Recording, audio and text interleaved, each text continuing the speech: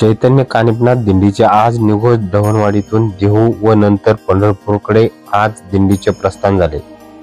दिंडीच्या प्रस्थानावेळी विविध फुलांनी मंदिर व मंदिराचा परिसर सजवण्यात आला।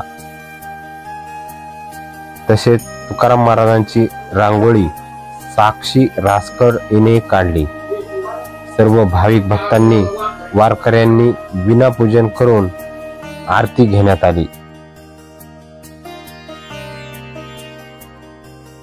दिंडीच्या वाटेने आरोग्य सेवा पुरवणारे पंचायत समितीचे डॉक्टर भास्करराव शिरोळे यांनी या दिंडीचे आभार व्यक्त केले।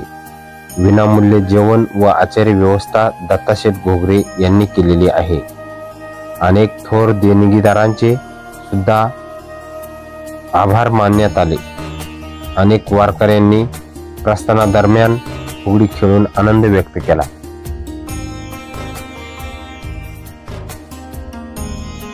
ग्रामपंचायत सरपंच चित्राताई वराळ व निघोज ग्रामपंचायत सदस्य व जनसेवा फाउंडेशनचे अध्यक्ष सचिन भाऊ वराळ हे उपस्थित होते।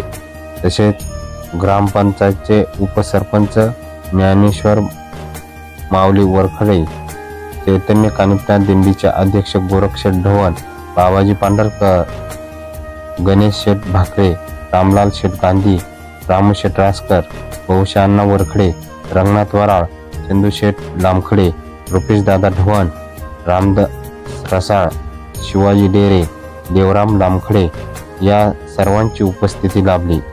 गावच्या सहकार्याने कुणी बॅग, कुणी तंबू, ताडपत्री तसेच भोजन तर कुणी साडी तसेच पोशाख व दिंडीसाठी वेगवेगळे लागणारे साहित्य दिले।